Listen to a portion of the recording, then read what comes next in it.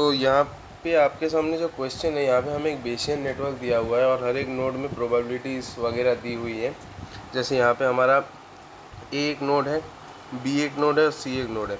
सो ए का ट्रू होने का पॉसिबिलिटी है 1/4, ए का फॉल्स होने का प्रोबेबिलिटी है 3/4, बी का ट्रू होने का प्रोबेबिलिटी 3/4 है, फॉल्स होने का प्रोबेबिलिटी 1/4 है। ओके और यहाँ पे हमारा सी के साथ, यहाँ पे आप देख ही सकते हैं सी ए के साथ भी रिलेटेड है और बी के साथ भी रिलेटेड है, तो इसीलिए सी का ए और बी के साथ जो जॉइंट प्रोबेबिलिटी है वो हमें दिया हुआ है। तो सी का ट्रू होने का प्रोबेबिलिटी गिवन ए भी ट्रू है और बी भी ट्रू है, ये 1 है। सी का फॉल्स होने का probability given A true and B true is 0, बहुत सही। सी का ट्रू होने का probability given A is true and B is false is 0। C का फॉल्स होने का probability given A is true and B is false is 1। इसी तरह से सी का ट्रू होने का probability given A is false and B is true is 1/2। C का फॉल्स होने का probability given A is false and B is true is also 1/2। उसी तरह से अगर हम देखें सी का ट्रू होने का probability given A is false and B is false is 0। C का फॉल्स होने का probability given A is false and B is false is obviously 1। So ये हमारे कुछ प्रोबेबिलिटीज़ हमें दिए हुए हैं। सो अभी हमें निकालना क्या है, P of A equals to T and B equals to T. चलिए इसको अलग से यहाँ पे लिख लेते हैं। Okay, P of A equals to T and comma देखिए बी इक्वल्स टू टी। तो अब यहाँ पे हमें एक चीज़ ध्यान में रखना है, क्या ए और बी आपस में रिलेटेड है। चलिए बेसियन नेटवर्क को देख लेते हैं।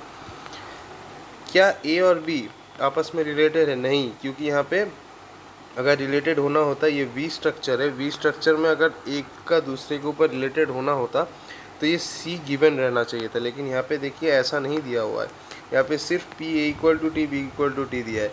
अगर हम ऐसा बोलते P of A equal to T comma B equal to T given C, तब हम बोल सकते थे कि ए और बी आपस में रिलेटेड होता, लेकिन ये नहीं बोला गया, इस गिवन सी नहीं बोला है, तो हम लोग बाय डिफ़ॉल्ट मान लेंगे। यहाँ पे देखिए डायरेक्टली कोई एज भी नहीं है, ए और बी की तरफ डायरेक्टली कोई एज भी नहीं है, तो हम कह सकते हैं ए और बी जो है आपस में इंडिपेंडेंट है। सो अगर ऐसा है तो हम इसको ऐसे लिख सकते हैं क्या, P of A equals to true into P of B equals to true. क्या ये लिखा जा सकता है? बिल्कुल। अब ए इक्वल्स टू ट्रू की प्रोबेबिलिटी कितनी है sir? A equals to true होने की प्रोबेबिलिटी 1/4 है। तो चलिए एक काम कर लेते हैं, हाँ 1/4 है। सो यहाँ पे मैं लिख लेता हूँ 1/4 into P of B equals to true होने की प्रोबेबिलिटी कितनी है देख लेते हैं। बी इक्वल्स टू ट्रू होने की प्रोबेबिलिटी 3/4 है। चलिए लिख लेते हैं यहाँ पे। सो 3/4, सो टोटली कितना आएगा 3/16। So P of A equals to true and B equals to true is what? It is 3/16, right. So यही हमें पूछा गया था, दिस वाज आवर क्वेश्चन। हम लोगों ने बेसियन नेटवर्क से बहुत ही आसानी से हमने इसको कर दिया, क्योंकि यहाँ पे हम देख सकते हैं ये दोनों इवेंट्स इंडिपेंडेंट है, तो हम लोग इसको ऐसे लिख सकते हैं, राइट। सो ये था। चलिए नेक्स्ट क्वेश्चन पे चलते हैं। सो देखिए हमारे पास जो नेक्स्ट क्वेश्चन आया है वो क्या है, सो देख लेते हैं बढ़िया से, है ना।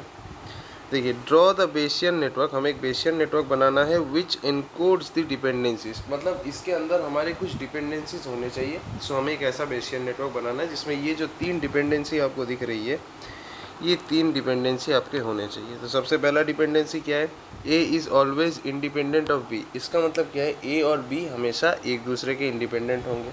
अच्छा, बहुत सही। इसका मतलब क्या है, इसका मतलब क्या है, A is always independent of B, यानी ए और बी एक दूसरे के इंडिपेंडेंट होना चाहिए। ये वाला जो साइन है, इस साइन का मतलब है इंडिपेंडेंट, ठीक है।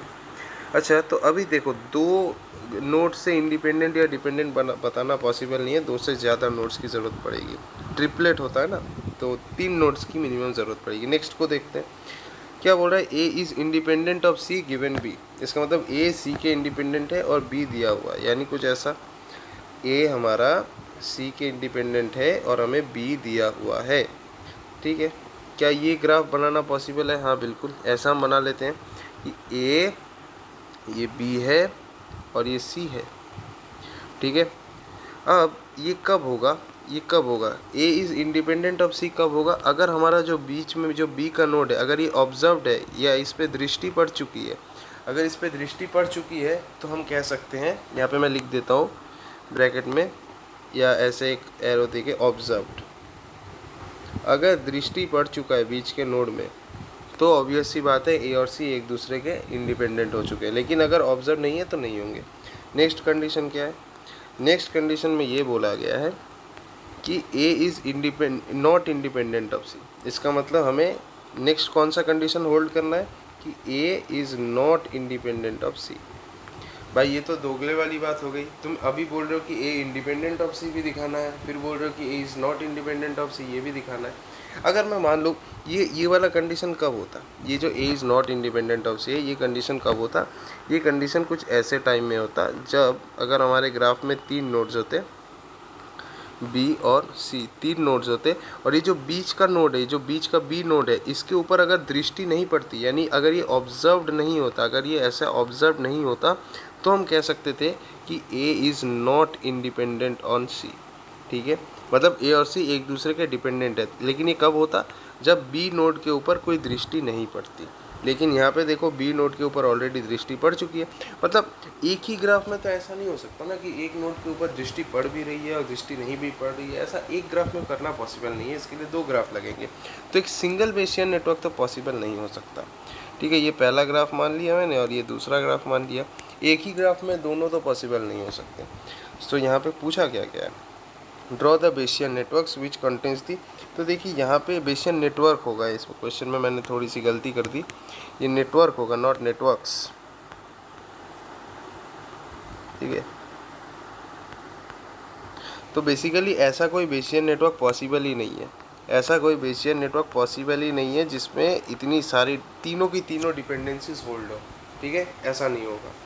सो एक भी बेसियन नेटवर्क पॉसिबल नहीं है। और एक चीज़ हमेशा याद रखना, वो क्या है कि बेसियन नेटवर्क जो है वो हमेशा डायरेक्टेड एसाइक्लिक ग्राफ होता है। यानी हमारा जो ये ग्राफ बना है, ऐसा जो ग्राफ बना है, इसमें कोई साइकिल नहीं होगी। ठीक है, इसमें कोई भी साइकिल नहीं होगा। अगर साइकिल बन गया तो वो बेसियन नेटवर्क नहीं है। तो ये याद रखना। Thank you.